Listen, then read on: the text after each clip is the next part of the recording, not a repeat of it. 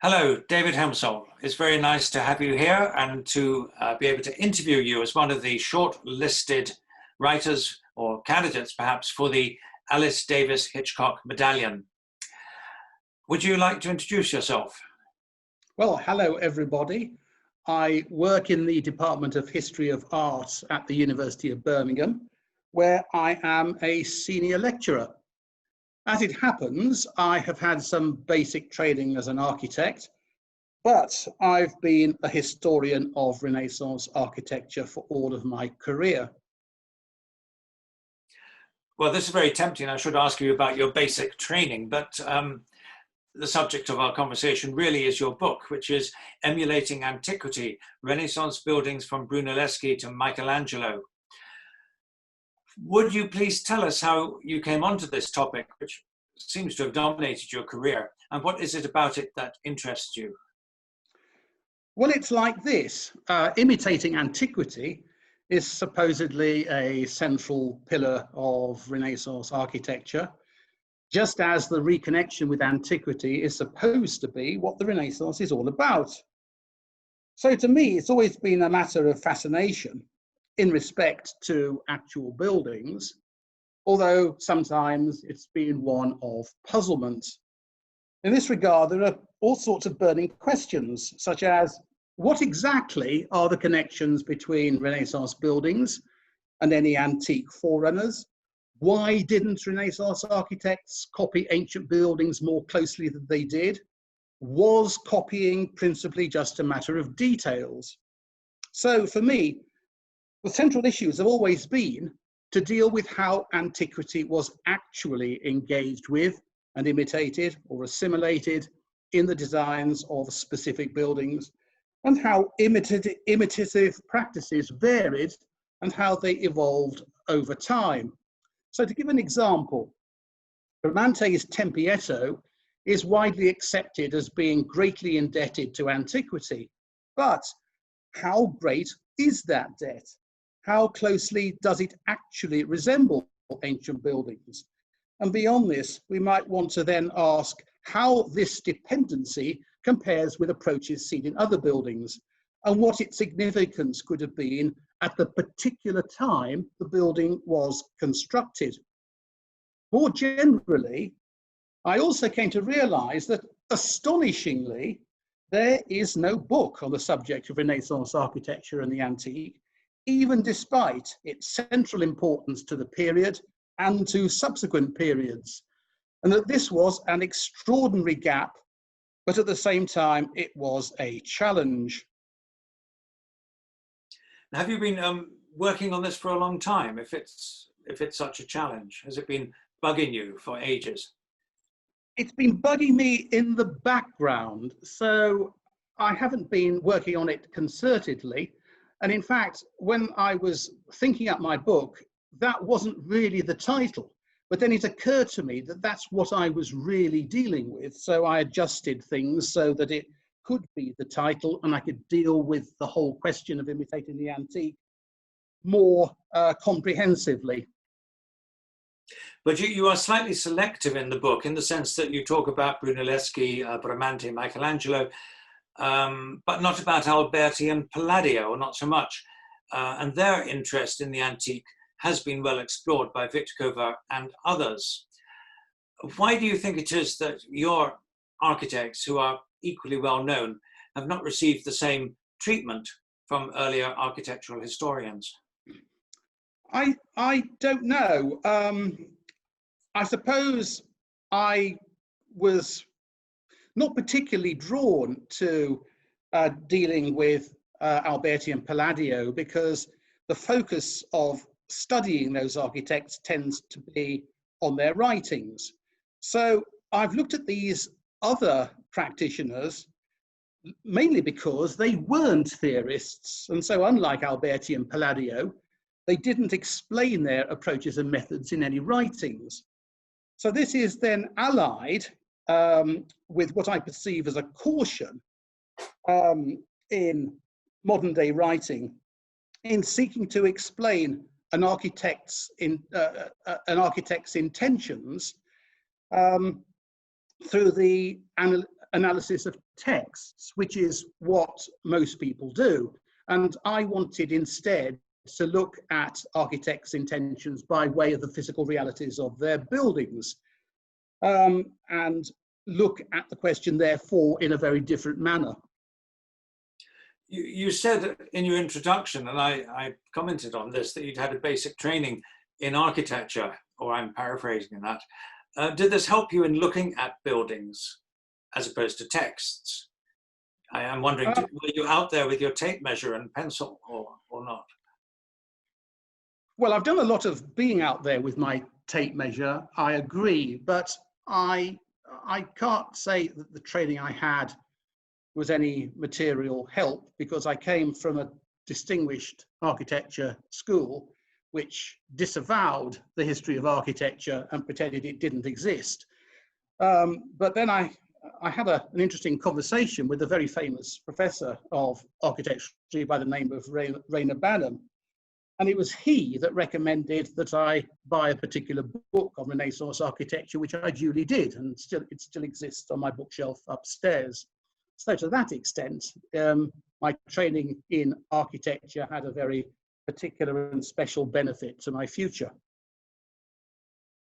Well, the Bartlett, which I guess is where you were, precluded the teaching of architectural history.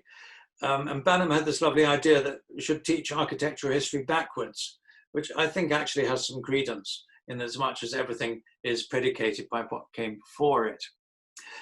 Anyway, but to move on, your book argues that the various methods employed by leading Renaissance architects to revive the antique were in a good part determined by contemporaneous theories of imitation regarding language and literature. Would you like to explain this further? Well, there's a whole host of reasons for this.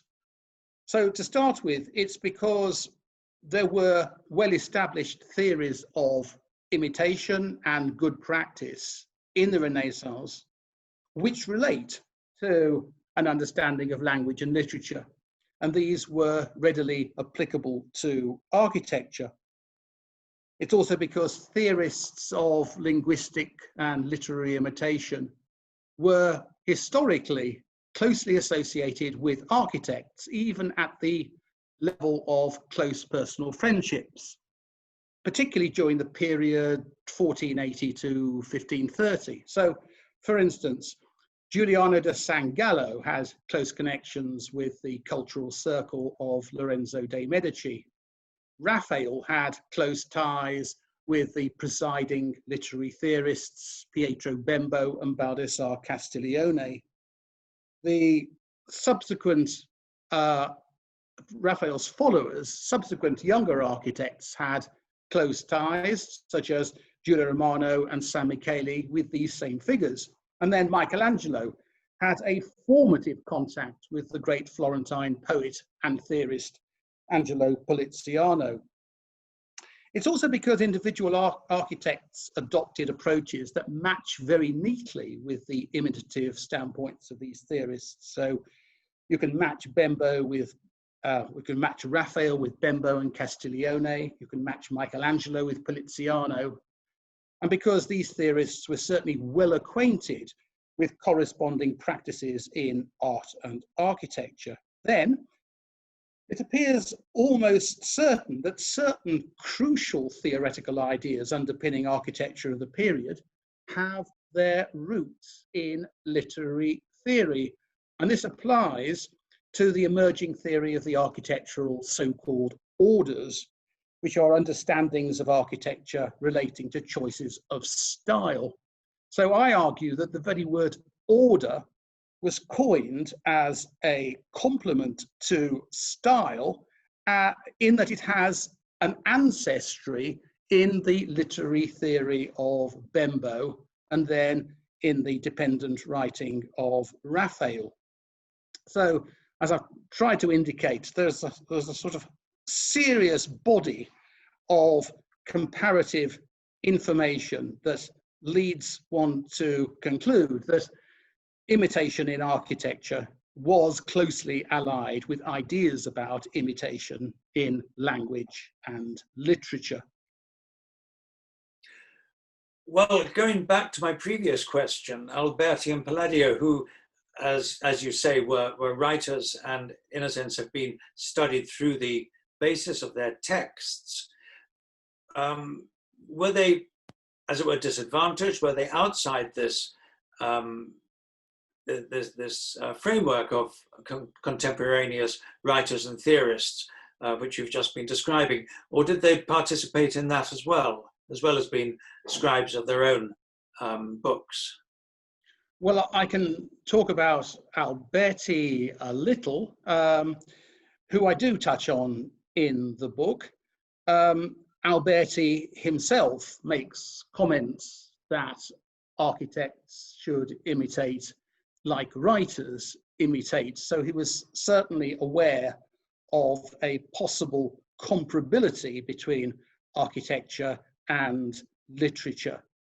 I don't talk about Alberti so much, partly because he's talked about a great deal by lots of other writers, but I do have to engage with Alberti's approach to architecture in his native Florence, because he is very much part of a continuum of changing approaches and attitudes towards architecture in that city. And you really have to use Alberti to understand part of that history.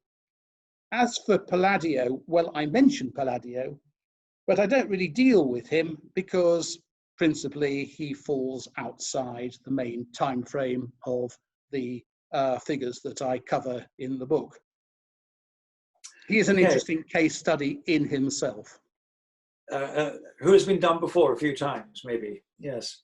No, not really. Not in any concerted way. He hasn't. But that's another question. Well, your book extends and reevaluates the understanding of revival in Renaissance architecture by refocusing on what you call the design realities of actual buildings. What do you regard as the design realities, and how do you do this? How do you refocus? Well, this kind of follows on from what we were talking about beforehand. So in analysing the Renaissance revival in architecture, I'm focusing on buildings rather than on written theoretical positions. So I'm making buildings, not texts, the objects of my principal concern. So I'm strongly of the view that very many Renaissance buildings were particularly remarkable as buildings and were especially significant to the future course of architecture.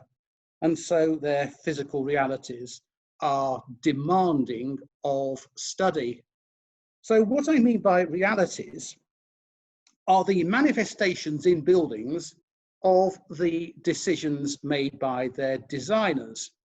So in other words, I'm emphasizing that architects made decisions about the compositions of their schemes and about formulating and applying preferred architectural vocabularies, if I can use that word, while rejecting alternatives.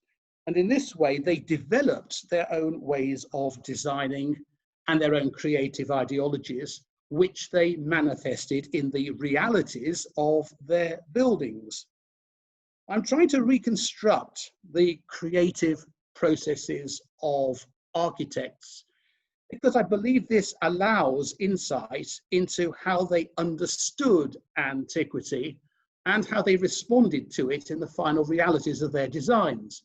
It makes it possible to understand what architects derived from antiquity, which buildings or parts of buildings were of importance to them, how they adapted and transformed what they chose to utilize, and how they reconciled or married the example of antiquity with modern day themes and schemas. So it is a kind of assimilative examination and analysis of the realities of particular examples of buildings from the period. Well, okay, thank you. In your submission for the Alice Davis Hitchcock medallion, you note that your book falls under the rubrics not only of architectural history, but also of cultural historical studies. Other shortlisted books for this prize have made similar statements. And why do you think this is? And how is it reflected in your book?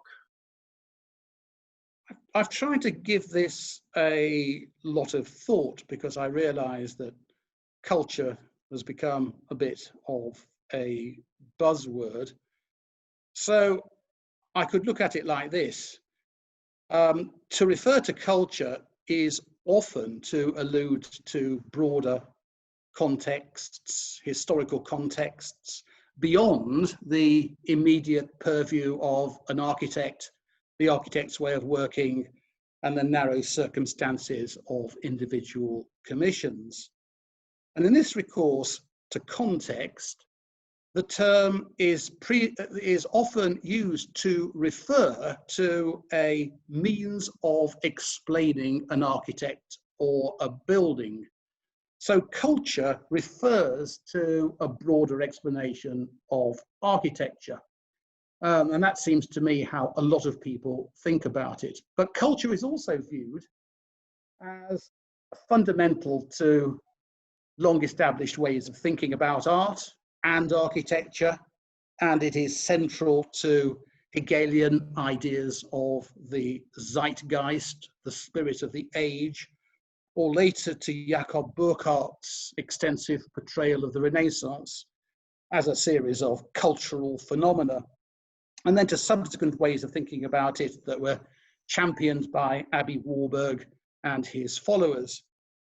For these writers and their followers, the primary aim was to connect ideas such as those relating to art to those surfacing often coincidentally in other spheres. And it might involve relating new Renaissance interests in art to, say, new preoccupations with measurements or optics. And usually such similarities are to be understood as manifestations of the same driving preoccupations of their time. So having said all that, my position is a bit different. My hope is that my book will show how architects intentionally used architecture as a means for signaling responses to pressing events or circumstances or to developments in related spheres, and how they used architecture, above all in its relationship to antiquity, to denote a consensual Renaissance vision or succession of visions regarding the concerns and aspirations of the present. So here are some examples. Brunelleschi, I argue, devised an architecture in such buildings as his San Lorenzo church that was to be understood as being emblematic of Florentine ancestry and independence at the very moment the city was under the threat of annihilation by the Duchy of Milan. Later on, Bramante was able to enshrine in antique-inspired schemes such as his Tempietto ideas that were to be regarded as being compellingly well suited to the imperial ambitions of his patron, Pope Julius II. And then Michelangelo conceived what I contend to be an antique-inspired way of designing, but in doing so, he calculated that his Florentine schemes, especially his Laurentian library, would be seen to reassert not only the values and traditions of his native Florence, but also their continuing and undiminished distinctiveness. So they all take up different positions at different moments that suit their own personal circumstances, and they do it by way of variation on the theme of the imitation of the antique. Well, this is obviously a major study and must have taken you a long time, which makes me wonder where you're going to go next. Is there another book on the horizon? Well, yes, there is. I'm involved in a collaborative venture to recatalogue what is known as the Codex Conair, which is a celebrated book of drawings in the Sir John Soanes Museum. And it isn't just an exceptionally accomplished and, dare I say, beautiful book of architectural drawings of architecture or after the antique. It's one produced at a very early date, which actually documents the extraordinary strides that were made at the end of Bramante's life in examining and surveying Rome's ancient monuments and heritage. So that's what I'm doing, and that will be eventually published in part on the Sir John Soanes Museum website. So that's something to look forward to. And meanwhile, I am also thinking, as we may have been discussing earlier, about the architecture of Palladio and that architect's achievements, and the reasons why his work in particular would be so very influential. Well, two great projects. I think we can look forward to those. And for the moment, I would just like to say thank you so much for this really interesting talk, and wish you all the best with the Alice Davis Hitchcock medallion competition. I have no idea who's going to win it, but I'm sure the best person will. So thank you so much, David. Thank you. It's been a very great pleasure, Neil. Thank you.